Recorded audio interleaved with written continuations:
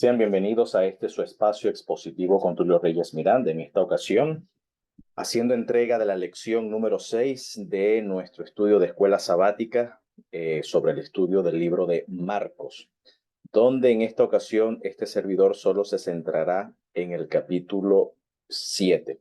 Pero en esta oportunidad quería fusionar la parshat de la semana anterior, es decir, el comentario que vengo realizando sobre el libro de Números o el Sefer Bemidbar, sobre el capítulo 30 que lleva por título la parshat Matot, que tiene que ver con los votos, y quería hacer conexión de esa parshat con esta lección de Marcos capítulo 7, porque en esta sección de Marcos hay un ejemplo de voto que precisamente el libro de Números capítulo 30 viene en este caso comentando.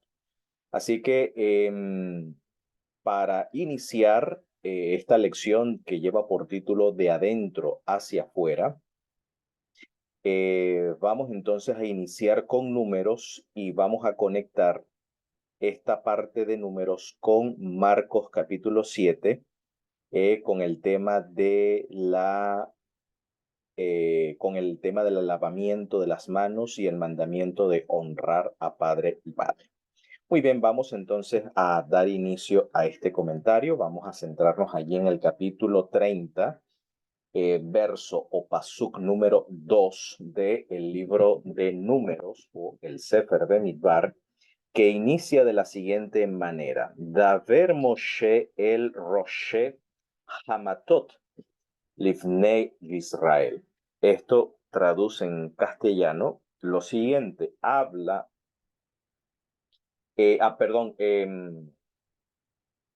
Moshe, mejor dicho, a las cabezas, ok, o habla, sí, habló a Moshe a las cabezas de las tribus de los hijos de Israel. En realidad, la palabra tribu, o lo que la Biblia hebrea traduce como tribu, no existe esa palabra como tal en castellano. O sea, no existe en el hebreo como tal, como nosotros lo entendemos por tribu. En realidad, la palabra hebrea habla es de varas, es decir, habla o habló eh, Moshe a las cabezas, Roche, a las cabezas. En este caso, las cabezas vienen siendo los líderes de las varas de los hijos de Israel. Hamatot es el plural. Aquí lo tiene, matot es varas, báculos, literalmente. Y tiene que ver con las varas de los pastores. Ok, los báculos de pastores. Hay otra palabra que es shevet, que significa cetro, pero el cetro, el shevet, es el cetro real, ¿no? Que utiliza el rey. Pero matot, o en su singular, sustantivo singular, que es matej, es vara, báculo, es la vara de un pastor, que justamente esa era la vara que fue colocada, por ejemplo, la vara o el báculo de Aharón, que fue colocada dentro que floreció y fue colocado dentro del arca del pacto. Precisamente es un mate, ¿ok? Así que no existe la idea de tribus, sino de vara, porque la vara representa el liderazgo, representa el liderazgo. Entonces, por ejemplo, la vara de Reuben, no existe la tribu de Reuben, sino la vara de Reuben, la vara de Shimeón, la vara de Yehudá, la vara de Leví, la vara, etcétera, la vara de Menashe, la vara de Efraín. Entonces, quiere decir los que están conglomerados al liderazgo o al representante, a la cabeza, o al Rosh, a la cabeza de una determinada comunidad, ¿ok? Por así decirlo. Así que no es tribu como tal, sino vara, ¿ok? Matot. Y ahora dice en el pasuk número 2 lo siguiente: cuando un hombre haga una promesa, un neder es un voto o una promesa al Señor, o bajo una shubua, es decir, bajo un juramento, haga un compromiso, dice, no deberá faltar a su palabra, sino que cumplirá con todo lo prometido. Entonces aquí hay una instrucción sobre neder, un voto, que básicamente eran votos de abstención, donde la persona se abstiene de algo y lo hace pues para el Señor. No es decir, es una iniciativa humana, no tiene que ver con algo que el Eterno haya dado instrucción específica, no tiene nada que ver, sino una abstención, que ya más adelante vamos viendo el asunto.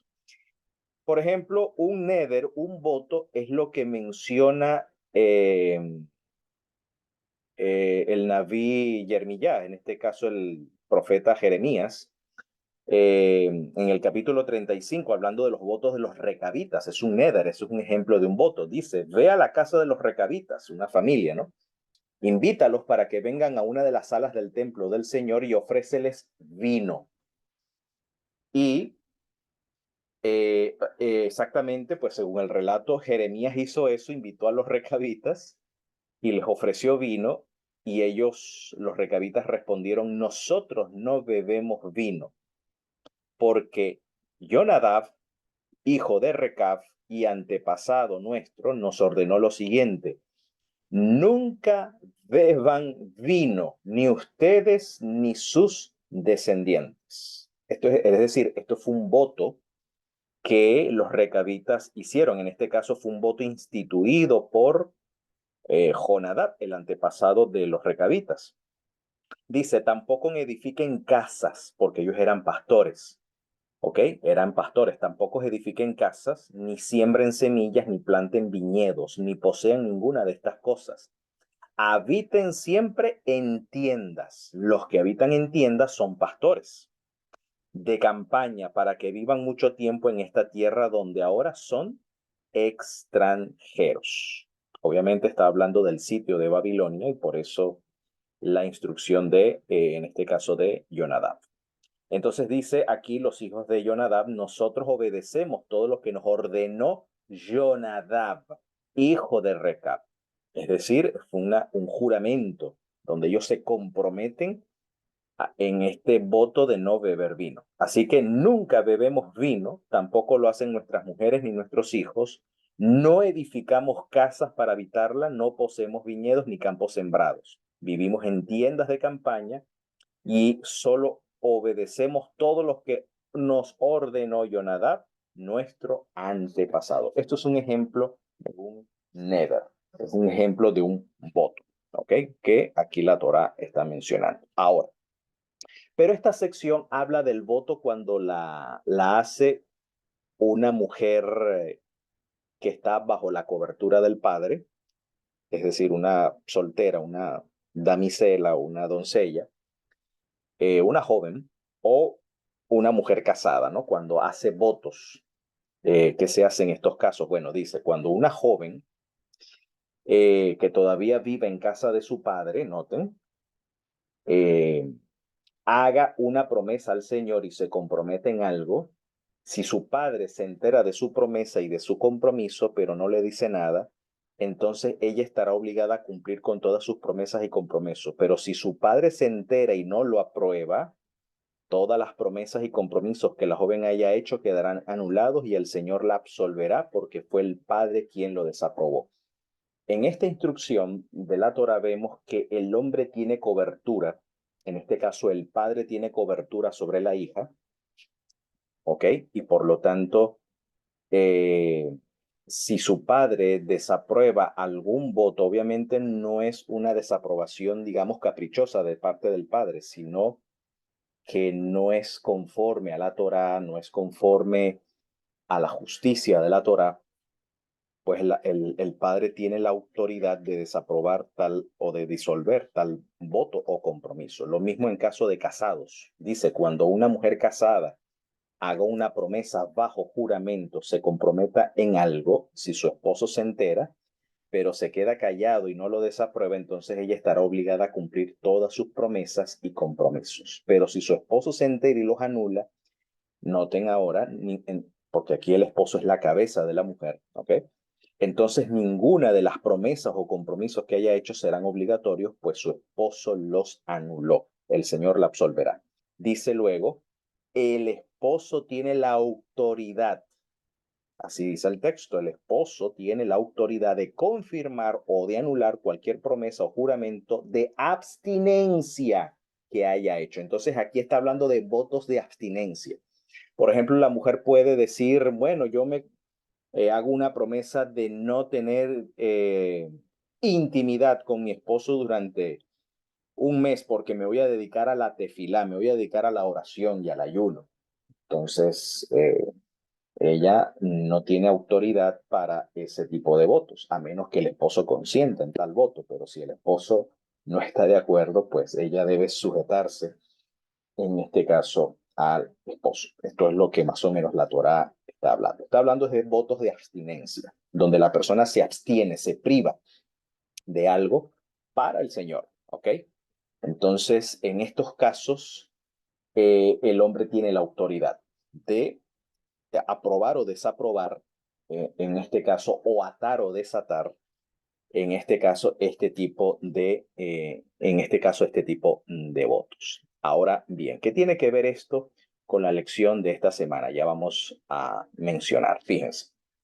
Dice, ¿qué fue? Esto es una cita del Talmud Babli en la sección Nedarín. Nedarín en plural significa votos.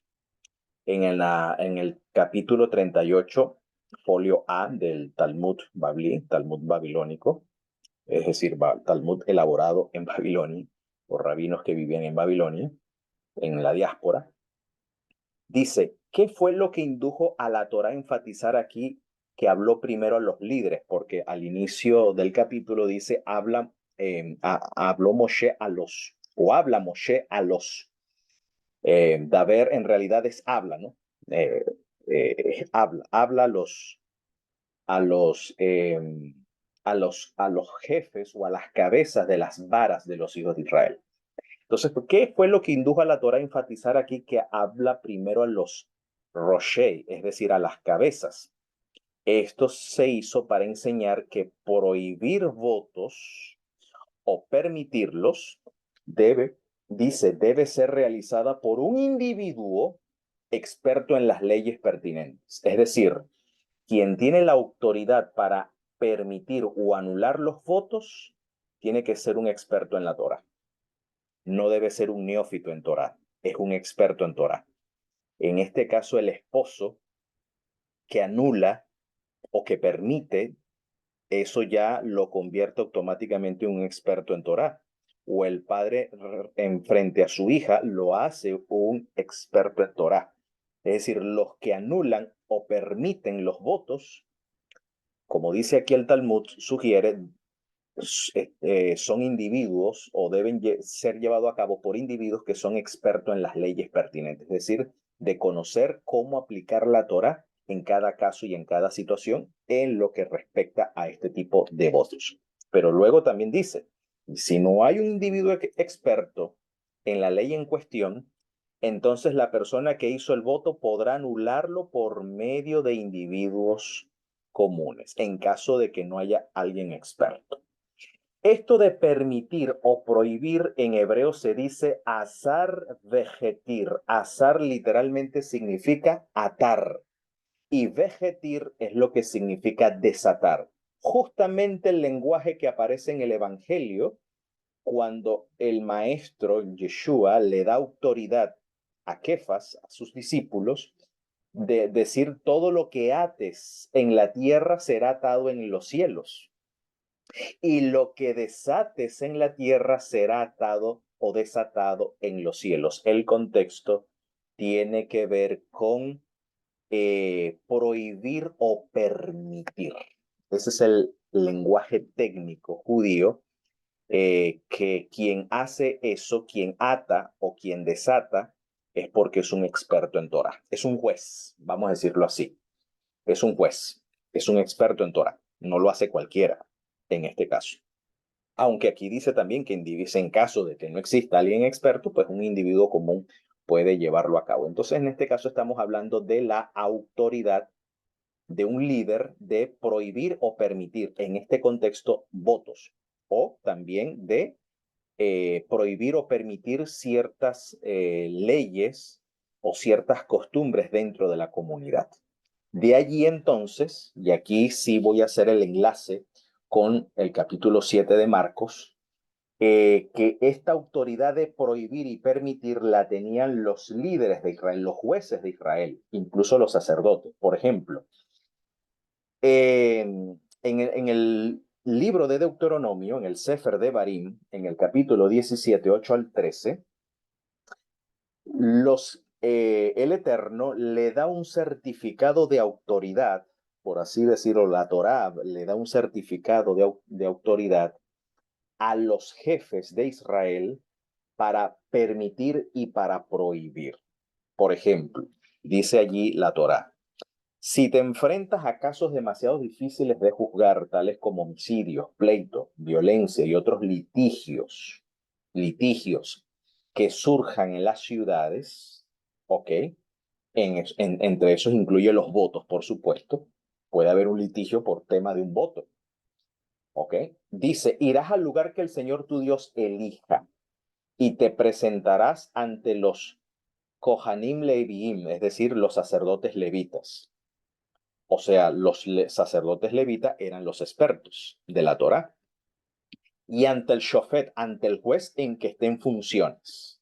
Generalmente en el siglo I, en el periodo del Segundo Templo, en una ciudad menos de 120 habitantes, había 3 jueces. Había un Beit Din, un tribunal, así se le llama tribunal en hebreo, Beit Din, o sea, la casa del juicio, donde habían 3 jueces en función, los que eran conocidos o denominados como ancianos, o sequenim, o presbíteros, ¿ok? Y una ciudad mayor a 120 habitantes, habían 23 jueces. Noten que eran números impares, porque si había un juicio parcial, un número par en un juicio parcial, pues obviamente no había disolución. Tenía que haber un número impar de jueces para que por voto de mayoría se decidiese, en este caso, se diera o se decidiera, por así decirlo, un caso. ¿Ok? Por eso, números imparciales. Y finalmente estaba el Sanedrín, compuesto por 71 miembros. ¿Ok? 71 miembros, número impar, que era ya la Corte Mayor, la Corte Suprema, que funcionaba en Jerusalén. ¿Ok? Bueno, en este caso la Torah está hablando de esa Corte Suprema, los Kohanim Leviim, y ante el Shofet, que ejerza sus funciones, ¿no? Dice: los consultarás y ellos te darán la sentencia, te darán el din, así dice en el hebreo, el din, la sentencia, el veredicto. Dice: actuarás conforme a la sentencia que ellos dicten en el lugar que el Señor elija, y harás todo lo que te digan. Harás todo lo que ellos te digan. Procederás según las instrucciones que te den y el veredicto que pronuncien, y no te desviarás a la derecha ni a la izquierda de su sentencia. El que por soberbia desobedezca al shofet o al cohen que está allí al servicio del Señor tu Dios será condenado a muerte. Es decir, toda insubordinación al dictamen de los jefes de Israel era, era, era, era penado con la muerte. Dice: así erradicarás el mal en Israel. Todo el pueblo debe entender o entenderá y tendrá temor y dejará de ser altivo. Así que esta instrucción era llevada a cabo al pie de la letra por los jefes de Israel, tanto los sacerdotes como los fariseos, ¿okay? Los escribas, es decir, todos aquellos que ejercían funciones de autoridad eran los que hasta el día de hoy, incluso los rabinos, a los rabinos se le debe respeto hasta el día de hoy. Por ejemplo, en la tradición judío ortodoxa, a los rabinos se le debe respeto en lo que ellos dictaminan. ¿Ok? Porque cualquier disidencia, pues, bueno, por lo menos hoy en día no hay pena de muerte, pero por lo menos en el periodo del Segundo Templo, pues era penado hasta con la muerte. ¿Ok? Cualquier actitud disidente no se toleraba la disidencia en ese contexto. Entonces, tomando en cuenta esto, en Mateo capítulo 23, pasuk número 1 al 2, dice lo siguiente. Fíjate, después de esto, Yeshua dijo a la gente y a sus discípulos, los maestros de la Torá, es decir, los soferín, los escribas, que eran los maestros de la Torá, los intérpretes de la Torá, y los perushim, ¿okay? Los fariseos, tienen la responsabilidad de interpretar a Moshe. Así que ustedes deben obedecerlos y hacer todo lo que les digan. Según el texto de Mateo del Nuevo Testamento, en todos los manuscritos dice esto. En todos los manuscritos griegos existe esta parte. ¿Ok? Aquí no hay variante textual en los manuscritos griegos. Es decir, parece indicar, según Mateo 23, donde Yeshua exige que a sus discípulos y a la gente que él habla, al pueblo judío que le habla, que deben ser sujetos, deben estar sujetos a lo que los maestros de Torah, los escribas y fariseos dictaminen. Es decir, porque ellos tienen la responsabilidad de interpretar a Moshe. Así que Yeshua está instando a que deben obedecer y hacer todo lo que ellos, en este caso los maestros de Torah y los fariseos, dicen. Pero esto parece contradecir lo que Yeshua menciona en Marcos capítulo 8, verso 15, cuando dice, mientras cruzaban el lago, Jesús les advirtió, atención, es decir, les advierte a sus discípulos, atención, tengan cuidado con la levadura de los fariseos y con la levadura de Herodes. Y más adelante explica el texto que se refiere, la levadura de los fariseos, la levadura de Herodes, tiene que ver con la doctrina o la enseñanza de los fariseos y la doctrina o la enseñanza de Herodes, los herodianos, porque había un grupo judío, una facción de judíos ya denominados así, los llamados herodianos. ¿Ok? Entonces, bueno, ¿cómo es que en Mateo 23, Mateo registra las palabras del maestro que debemos obedecer a los escribas y fariseos en todo lo que ellos digan? ¿Ok? Y ahora dice por acá en Marcos, o ahora Marcos registra las palabras del maestro al darnos o por así decirlo, advertirnos de que debemos tener cuidado con la levadura de los fariseos, con la levadura de Herodes. Entonces, ¿cómo es esto acá? ¿Cómo resolvemos esta disparidad, por así decirlo? Bueno, hay una versión que es con la que yo más concuerdo porque, aunque esto es una versión tardía y es una, por así decirlo, es una traducción del griego al hebreo. Ok, aunque algunos intentan defender de que este documento procede de algún original escrito en hebreo, que algunos suponen que Mateo, bueno, y incluso la historia eclesiástica, hay un padre eclesiástico que menciona que Mateo escribió en lengua hebrea, ¿no? O en lengua aramea, o bueno, literalmente dice en lengua hebrea, para sus congéneres, y que luego fue traducido al griego, ¿no? Según trata un padre de la iglesia. Sin embargo, por los especialistas en los documentos del Nuevo Testamento, el Mateo que tenemos en griego no tiene, no tiene las características internas y externas para justificar de que el Mateo griego que hoy en día tenemos sea una traducción del hebreo. No hay manera de comprobar eso. Sin embargo, hay un texto o hay un documento que está en hebreo que se llama Baal Shem Tov, el dueño del buen nombre. Es una versión es una versión hebrea, pero que probablemente se haya traducido de la Vulgata latina, ¿ok? Ni siquiera del griego, sino de la Vulgata latina.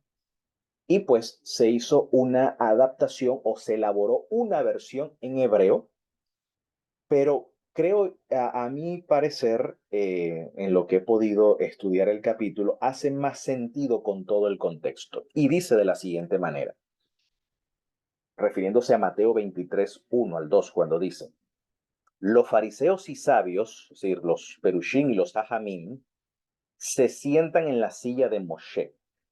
Por consiguiente, todo lo que él os diga, es decir, todo lo que Moshe indica que hay que hacer, dice, hacedlo diligentemente. Según esta versión Baal Shem Tov, Yeshua lo que está instando, a diferencia del Mateo griego, Yeshua está instando más bien es hacer caso a lo que Moshe dice. Pero luego dice, pero según sus reformas, takanot en hebreo, y sus precedentes, maasim en hebreo, no hagáis, porque ellos hablan, pero no hacen. Es decir, ellos hablan, es decir, tiene que ver con estos maasim y estas takanot, pero estos maasim y estas takanot no actúan en conformidad a lo que Moshe indica. Eso es lo que la versión de Baal Shem Tov está en este caso sugiriendo y que considero que esto está mejor de acuerdo al contexto. ¿Ok? Esta versión aclara mucho mejor el panorama porque pone en contexto lo que Yeshua quiso decir. Es decir, según esta versión, Baal Shem Tov, Yeshua no está indicando a prestar atención porque ya esto armoniza con lo que dice Marcos, ¿ok? De tener cuidado con la levadura de los fariseos, ¿ok? A diferencia que el Mateo griego que tenemos parece indicar que Yeshua insta que obedezcamos a lo que los fariseos y los maestros de Torah dicen, pero en el Baal Shem Tov dice que no. O sea, lo que debemos hacerle caso es a Moisés diligentemente, pero las reformas, ¿ok? Y los precedentes de los fariseos y los, entre comillas, sabios de Israel, los hajamim, no debemos hacer como ellos hacen, porque ellos hablan, pero no hacen según lo que Moshe instruye. ¿Ok? Eso es lo que dice esta versión y que creo que está en mejor contexto que lo que el propio Mateo griego nos indica. Así que estamos frente aquí a una versión distinta, ¿no? Y que creo que está en armonía con el contexto. Ahora bien, necesitamos entonces explicar esto que dice acá la versión de Baal Shem Tov, ¿a qué se refiere a estas reformas y estos precedentes? ¿Qué son esas reformas y qué son esos precedentes? En hebreo, reforma se dice takanot. Takanot incluso viene del hebreo tikum, que significa rectificación, ¿ok? Rectificación, tikum. Y los maasim, que son los precedentes. ¿De qué está hablando? Entonces necesitamos entender el contexto, a ver a qué se refiere. Bueno, citando el Talmud babilónico, en el tratado Shabbat 21, folio A, hablando del precedente, dice allí un mase Rav, dice en el Talmud babilónico, es decir, mase Rav significa un precedente es un maestro. ¿Qué quiere decir eso? ¿Qué es un precedente? ¿Qué es un mase Rav? Es decir, estos precedentes tienen que ver con el actuar o el proceder de un maestro en una situación particular.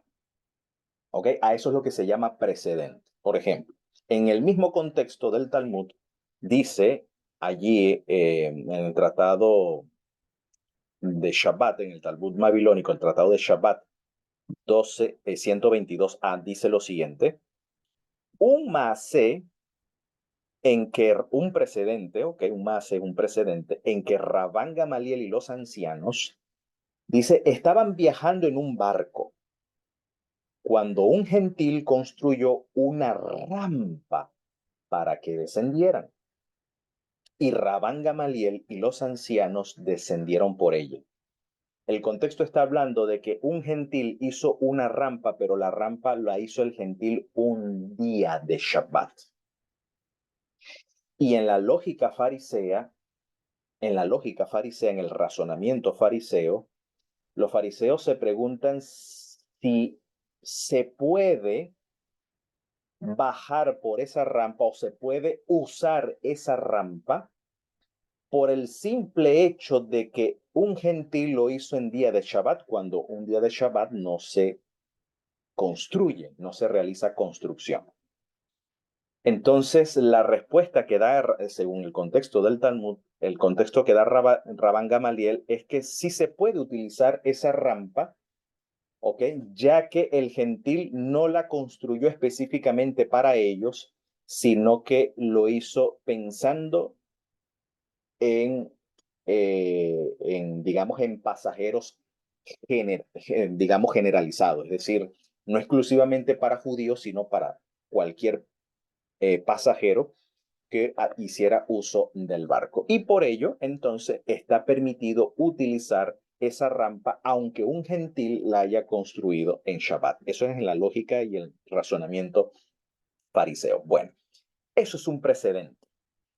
Es decir, para hacerlo mucho más claro, eh, escuché una vez un precedente, un masé, de la celebración de la Pascua. Deben recordar de que en la tradición judía, cuando se celebra la Pascua, se celebra con 4 copas de vino. Pero alguien se puede preguntar o puede darse el caso de que si una familia no tiene los suficientes recursos para comprar vino y celebrar el Pesaj con vino, que es la costumbre, es la ley, ¿ok? ¿Qué se hace en ese caso? ¿Debe abstenerse la familia de utilizar el vino y celebrar la Pascua con vino o no celebrar la Pascua? ¿Qué se debe hacer en esos casos? Bueno, hay un precedente donde un rabino recomienda, en vez de que si no esa familia no tiene recursos para celebrar la Pascua con vino, utilizar leche. Imagínate tú. O sea, celebrar la Pascua con 4 copas de leche. Eso es un mase, eso es un precedente. Y por lo tanto, en caso de que una familia por una situación determinada no obtengan o no tienen los recursos suficientes para utilizar vino, bueno, que usen leche. Y una vez que usen la leche y su situación económica, por así decirlo, mejore, entonces, bueno, pueden ya celebrar la Pascua con vino. Entonces, bueno, imagínate, a nadie se le va a ocurrir celebrar la Pascua con leche, ¿ok? Pero pero a eso se le denomina un precedente, un maase. ¿Ok? Eso es un ejemplo. ¿Ok? ¿Qué se hace? Es decir, porque esto es lo que llama la casuística. ¿Ok? O sea, ¿qué se hace cuando se presenta un caso donde se dificulta llevar a cabo un mandamiento de la Torah? ¿Ok? ¿Qué se hace en esos casos? Entonces, aquí una de las estrategias es buscar precedentes. ¿Ok? A eso es lo que se refiere un precedente. Eh,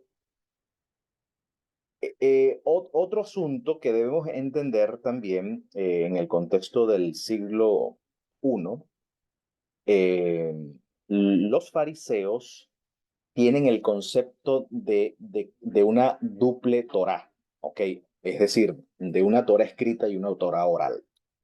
Por ejemplo, en el Talmud babilónico, en el Tratado de Shabbat 31a, dice, nuestros rabinos enseñaron, ocurrió un incidente con cierto gentil que vino ante Shammai, un extranjero, ¿no? Vino ante el rabino Shammai, que era uno de los más estrictos según la tradición judía, ¿no?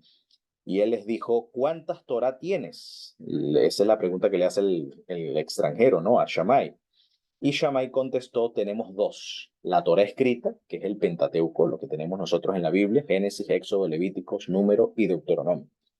Y la Torah oral, es decir, la interpretación que los rabinos hacen o las leyes que se deducen de la Carta Magna Constitucional del pueblo de Israel, que en este caso es la Torah escrita. Entonces, la Torah escrita es la constitución, mientras que la Torah oral es la legislación, la aplicación de lo que la constitución contiene.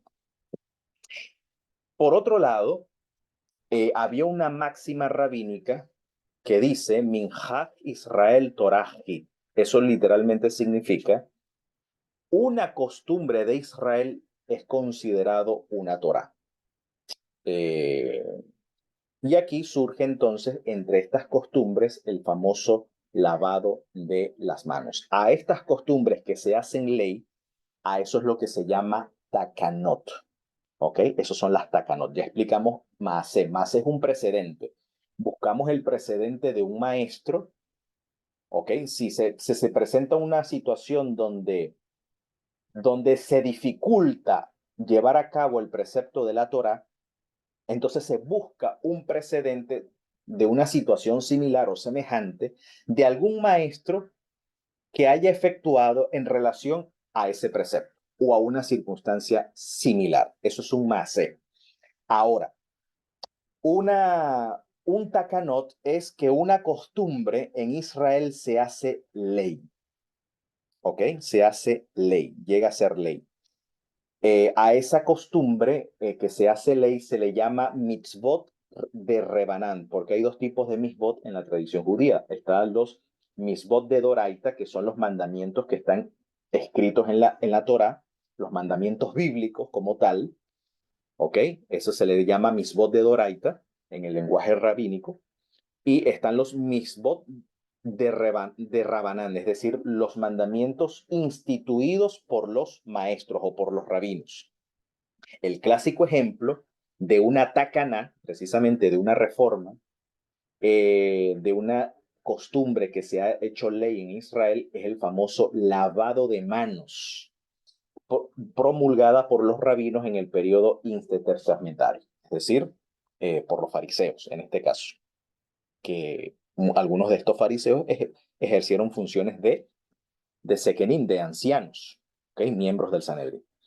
Entonces, ¿de dónde deriva esta práctica del netilayad? En hebreo se dice netilayadain, que literalmente no es el lavado de manos, sino el alzamiento de las manos. Esto obedece a un salmo, el Salmo 134:2, que dice, alcen vuestras manos al Kodesh, al santuario, y bendigan al Señor. Quiere decir que así como un Cohen, un sacerdote, antes de realizar los servicios o su labor dentro del santuario, se lavaba las manos, igual un judío que también va a realizar ciertas labores, al igual que el sacerdote, debe lavar las manos, ¿ok? Y que a la hora de bendecir al Señor, es decir, de orar al Eterno o de agradecer al Eterno, como todo judío cuando oraba al Eterno, oraba en dirección al santuario, en dirección al templo. Un judío generalmente levantaba sus manos en dirección al templo, debía hacerlo con manos limpias, ¿ok? Debía hacerlo con manos lavadas. Y allí se acostumbró, ¿ok? O se dio la costumbre de los ancianos de que cada vez que se ora al Eterno, así como lo hacían los sacerdotes cuando ellos prestaban un servicio en el templo, ellos primero, previamente se lavaban las manos, pues se consideraba la tefila, el rezo, como un servicio al Eterno, debía previamente lavarse las manos, porque iban a alzar las manos hacia el santuario. Entonces debían hacerlo con manos limpias. Entonces, esta costumbre se convirtió en ley, se convirtió en una tacaná, ¿ok? Se convirtió en una tacaná y, por lo tanto, violentar una tacaná instituida por los ancianos era prácticamente desobedecer lo que la Torah dice, porque la Torah, como acabamos de leer en Deuteronomio, según la instrucción que ellos te digan, así debes hacer. ¿Ok? Pero ahora vemos a Yeshua advirtiendo al pueblo, mira, tengan cuidado con esta levadura de los escribas y fariseos. Entonces, ahora, teniendo este contexto, esta breve explicación, de lo que enseña Yeshua, vamos entonces a lo de Marcos 7, 1 al 4, esta situación particular. Dice, los fariseos y algunos de los maestros de Torah, es decir, algunos escribas, soferim, que habían llegado de Jerusalén, noten, de Jerusalén, quiere decir que los fariseos y escribas de Jerusalén eran los más escrupulosos, eran los más celosos Dice, se reunieron alrededor de Yeshua y vieron a algunos de sus discípulos, no todos, quiere decir que algunos discípulos observaron la práctica instituida por los ancianos de lavarse las manos, pero él vio que algunos de sus discípulos que comían con manos impuras, es decir, sin habérselas lavado. Ahí viene una crítica, ¿no? En efecto, los fariseos y los demás judíos no comen nada sin primero cumplir con el rito de lavarse las manos, es decir, con el rito del Netilat Yadayim, ya que están aferrados a la tradición o a la masora de los sekenim o de los jajamim. Masora quiere decir lo que se transmite de maestro a discípulo por generaciones. Eso es la tradición. Masora en hebreo es lo que se transmite de maestro a discípulo. ¿Ok? Entonces, al regresar del mercado, no comen nada antes de lavarse y siguen otras muchas tradiciones, tales como el rito de lavar copas, jarras y bandejas de cobre. Es decir, los fariseos eran gente muy escrupulosa con el tema de la pureza ceremonial, con la pureza ritual ceremonial. De hecho,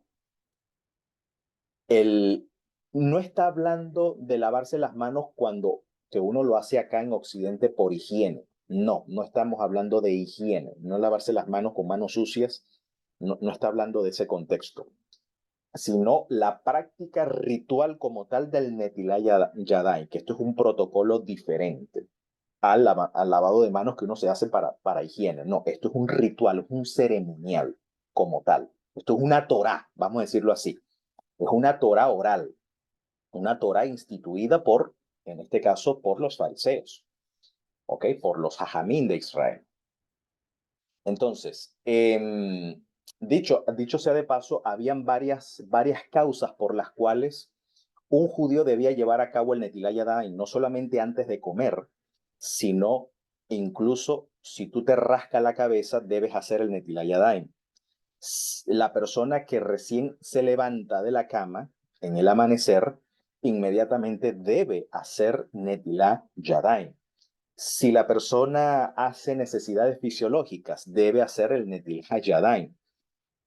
Antes de ir a la sinagoga o incluso antes del templo o antes del rezo, debe hacer Netilat Yadayim. Es decir, el fariseo continuamente estaba haciendo Netilat Yadayim. Incluso si te ibas a comer nada más una uva o una aceituna, que a lo mejor estos discípulos, ¿ok? Como eran galileos, recuerden que los judíos de Galilea no eran muy observantes o muy escrupulosos con la tradición de los judeanos, en este caso de los fariseos de origen de Jerusalén. Seguramente algún discípulo de ellos estaban agarrando una aceituna, pero no hicieron el Netilat Yadayim, solamente para comerse una aceituna, a lo mejor. ¿Ok? Entonces, si te ibas así sea, a comerte un caramelo, debes hacer Netilat Yadayim. Esa era la costumbre y esa era la ley. ¿Ok? Era una mitzvah de Rabanán, por así decirlo. Entonces aquí se está cuestionando, o estos fariseos lo que están cuestionando, ¿ok? Y eso, obviamente, el no llevar a cabo esa práctica se consideraba a la persona impura de manera ceremonial. Estabas impuro ceremonialmente si tú comes, ¿ok? Si tú comes sin practicar ese rito. Porque antes de comer tú elevas una braja, una bendición al Eterno. Tú bendices al Eterno por los alimentos que te da y antes de bendecir tú debes, al elevar las manos al Eterno, debe hacerlos con manos lavadas, con manos limpias. ¿Ok? Y a lo mejor estos judíos hicieron la bendición, estos discípulos harían la bendición seguramente, pero sin necesidad de llevar a cabo el ritual de el Netilat Yadayim. Entonces, entonces, fíjense lo que hacen estos escribas y fariseos, teniendo todo este contexto. Le preguntaron los fariseos y los escribas, ¿por qué tus discípulos no andan conforme a lo transmitido por los jajamim, ¿ok? Por los soferim, o por los intérpretes de la Torá, por los ancianos, sino que comen pan, ¿ok? Con manos comunes, es decir, manos sin lavar, sin haber hecho el Netilá Yadán.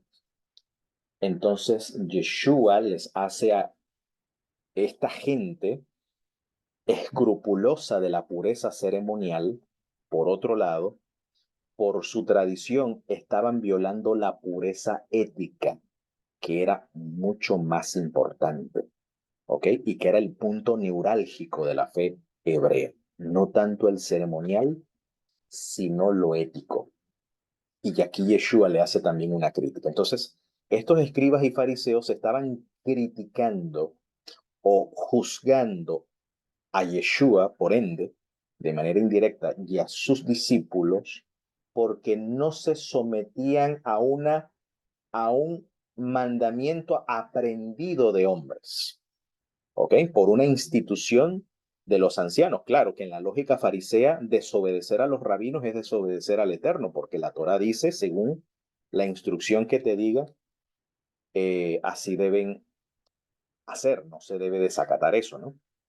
Entonces, prácticamente, eh, eh, eh, el no acatar esta instrucción de los ancianos eh, prácticamente deja a los discípulos prácticamente convictos de pecado en ese sentido, o sea, los hace ver como pecadores porque no están cumpliendo la Torah en obedecer lo que los ancianos o en este caso los sabios de Israel han transmitido, ¿ok? Entonces, Yeshua también les responde con una crítica. Respondiendo, él les dijo, hipócritas, ¿ok? Entonces, lo que son unos actores, ¿ok? Son unos actores. Eh, porque bien profetizó de ustedes Isaías, como está escrito, este pueblo con los labios me honra, mas su corazón está lejos de mí, porque en vano me honran, enseñando como doctrinas mandamientos de hombre. En realidad en el hebreo dice mandamiento aprendidos de hombres, ¿ok? Enseñando como, enseñando preceptos aprendidos de hombres. Así dice literalmente en la versión hebrea del texto masorético. ¿Cuál es la crítica que hace Yeshua? Porque dejando el mandamiento de Dios, tienen la tradición de los hombres, las levadura o las lavaduras, perdón, o sea, las abluciones, ¿ok? Las lavaduras de los jarros y de los vasos de beber y hacéis otras muchas cosas semejantes, ¿ok? Entonces les decía también, ustedes bien invalidan el mandamiento de Dios para observar su tradición. Y aquí viene una crítica, porque Moshe dijo, o sea, Yeshua no está en contra, no está en contra de esta institución rabínica, porque al final y al cabo esta institución rabínica no se opone a la Torah, ¿ok? Esta institución no se opone a la Torah, no se opone al Shabbat, no se opone a la idolatría, no se opone a nada de estas cosas, ¿ok? Yeshua no está criticando la institución en sí, sino esta actitud de, entre comillas, escrupulosa, este celo, este celo que no es conforme al conocimiento, ¿ok? Un celo por lo ceremonial cuando lo ético, como Yeshua criticó allá en Mateo 23, según lo registrado por Mateo en el capítulo 23, que ellos colaban el mosquito por su escrupulosidad ceremonial, pero se tragaban el camello. Es decir, lo ético, lo que realmente era el punto neurálgico de la fe, eso lo violaban. ¿Ok? Eso sí no eran escrupulosos en ese punto. ¿Ok? Eso es lo que Yeshua está criticando. Entonces, es ese precisamente ese celo fanático por una observancia instituida por hombres y lo que realmente para Dios es importante, eso sí, para ellos no era lo relevante. Y esa es la crítica que aquí Yeshua le hace. Por eso les decía también, ustedes invalidan el mandamiento de Dios para guardar vuestra tradición, es decir, lo que ustedes transmiten a sus discípulos. Porque Moshe dijo, ¿ok? Esto es lo que dice la versión Baal Shem Tov. Todo lo que Moshe diga, háganlo, pero no hagan según sus takanot y según sus precedentes, según sus reformas y sus precedentes. Entonces dice, porque Moshe dijo, honra a tu padre y a tu madre, y el que maldijere a padre o a madre morirá de muerte. Eso es lo que dice la Torá, es lo que manda el Eterno. Esto es un mandamiento de Dios, ¿ok? Una mitzvah Elohim, una mitzvah de Doraita. Y ustedes dicen, es suficiente, es decir, es suficiente si dijere un hombre al padre o a la madre, es corbán, quiere decir don mío a Dios, todo aquello que con que pudiera valerte o sustentarte o asistirte. Entonces, esta masora, esta tradición es una takanot, es una reforma a la ley bíblica. ¿Ok? Eso es una takanot. Una takanot o una takaná es una reforma a la ley bíblica. Y eso, según Yeshua, eso está, eso prácticamente invalida la Torah. ¿Ok? Eso es incumplir con la Torah. Entonces, esa es la crítica que Yeshua está haciendo, porque esta tradición sí prácticamente hace que los padres queden en desamparo, por así decirlo, porque en la Torah no dice eso. No hay un precedente en la Torah para justificar esta práctica. ¿Ok? Sencillamente esto es un razonamiento de ellos que anula el mandamiento de Dios. Entonces, y de paso, esto está hablando de un voto, justamente lo que la Torah dice. ¿Ok? Cuando un hombre hace voto no debe faltar, en este caso, al voto, pero resulta ser que este voto debiera ser anulado por un experto en Torah. Y un hombre experto en Torah nunca debe legislar para anular la Torah en sí, sino al contrario, para hacer valer, para magnificar la Torah y para engrandecerla, no para empequeñecerla, no para rebajarla. Entonces, eso es lo que hace, esa es la diferencia entre un verdadero maestro de Torah y un falso maestro de Torah. Un falso maestro invalida la Torah. Por eso Yeshua cuando decía allá en Mateo, oíste que fue dicho, perdón, cuando dice, no penséis que he venido a abolir la Torah o los profetas, no he venido a abolir, sino a cumplir, porque cualquiera que enseñe a transgredir un mandamiento, así sea muy sencillo, muy pequeño, muy insignificante, pues pequeño será llamado en el reino de Dios. ¿Qué quiere decir que cualquiera que enseñe a transgredir un mandamiento, a no hacer un mandamiento de la Torah, por muy pequeño que sea? Se refiere precisamente a estas tradiciones, a estas takanot, que invalidaban a veces hasta mandamientos insignificantes, pero aquí vemos que este mandamiento es un mandamiento de peso, ¿ok? No es un mandamiento pequeño, esto es un mandamiento que pertenece al decálogo. Por tanto, dice, cualquiera en cambio que los haga y así enseña a los hombres, este será llamado grande en el Malkut Hashamayim, ¿ok? Está hablando precisamente de aquellos que tenían la responsabilidad de interpretar a Moshe, a aquellos que se sientan en la silla de Moisés, los que enseñan Torah, ¿ok? Aquellos que interpretan a Moisés y que deben legislar en materia de fe y doctrina o fe y práctica al pueblo, ¿ok? Deben gobernar con Torah.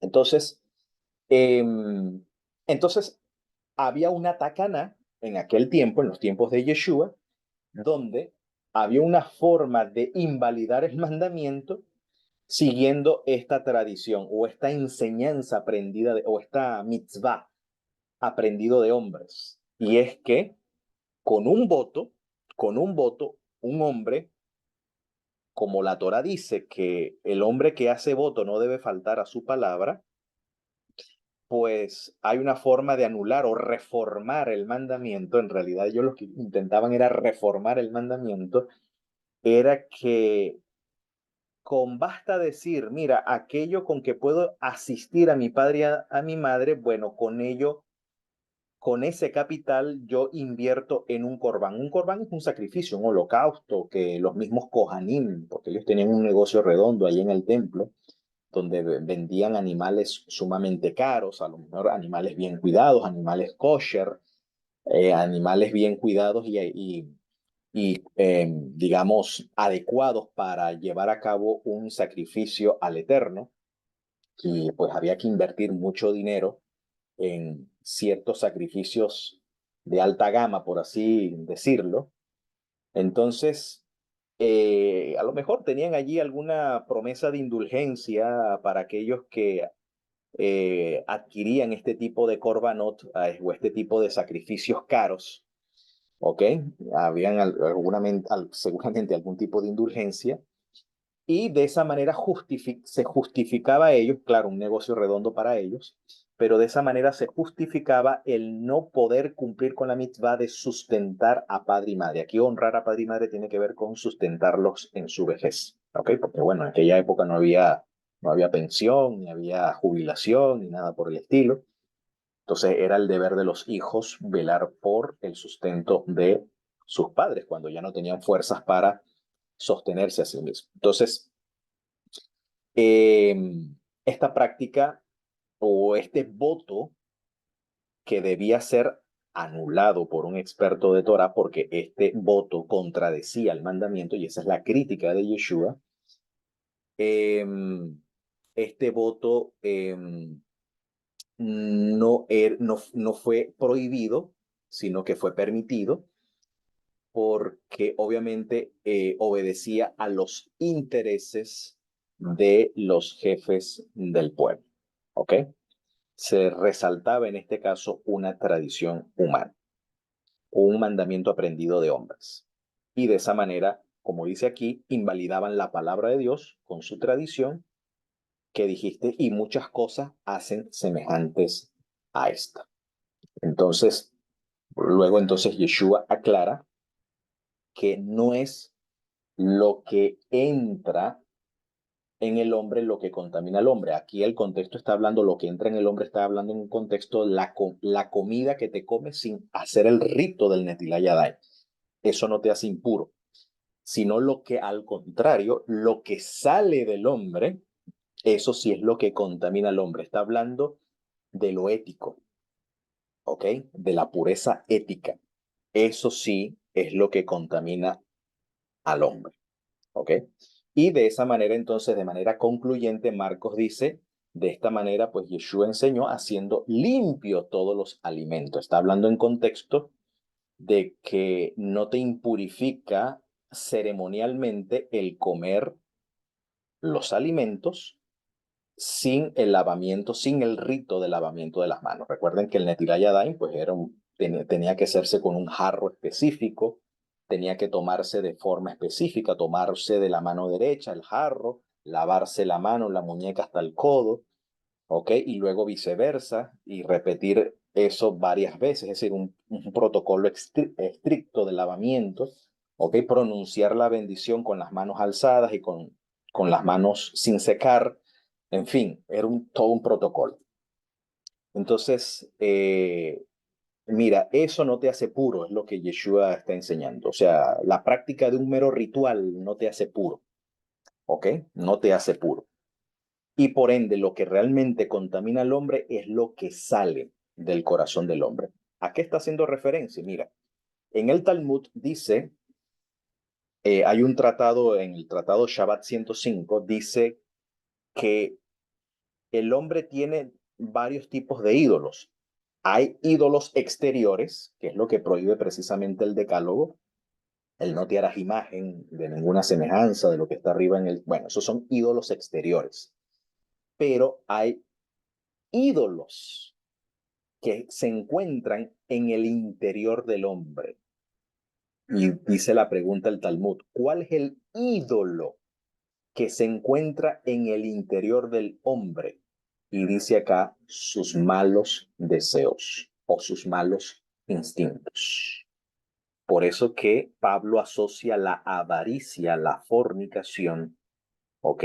La lujuria, la lascivia, la fornicación y la avaricia como idolatría, ¿ok? Y eso es lo que hace del hombre impuro, ¿ok? A diferencia de los de limpio corazón, los de limpio corazón son aquellos que no tienen un corazón dividido, ¿ok? No tienen un corazón dividido, como cuando el maestro dice, no podéis servir a Dios y al dinero. Ninguno puede servir a dos amos, pues amará a uno o menospreciará al otro, ¿ok? No puede servir a Dios y al dinero o a la riqueza. Entonces para muchos hay personas que se han impurificado. De hecho, había judíos seguramente, muchos judíos se habían impurificado con el ídolo de la avaricia, ¿ok? Y ahí donde está la enseñanza del maestro, lo que sale del hombre, es decir, sus malos pensamientos, homicidio, fornicación, esto es lo que realmente hace de un hombre impuro, contaminado por los malos, cuando se hace esclavo de sus malos instintos y no echa mano de la gracia del Eterno para vencer esos malos rasgos del carácter. ¿Ok? Entonces, esta es la enseñanza que aquí el maestro nos deja.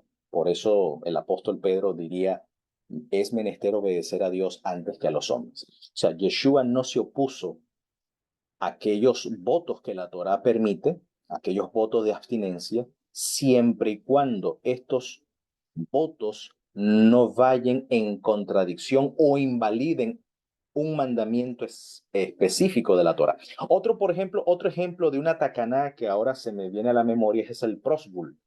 Recuerden que el prosbul era una institución rabínica, porque la Torah dice que en el séptimo año las deudas deben ser perdonadas.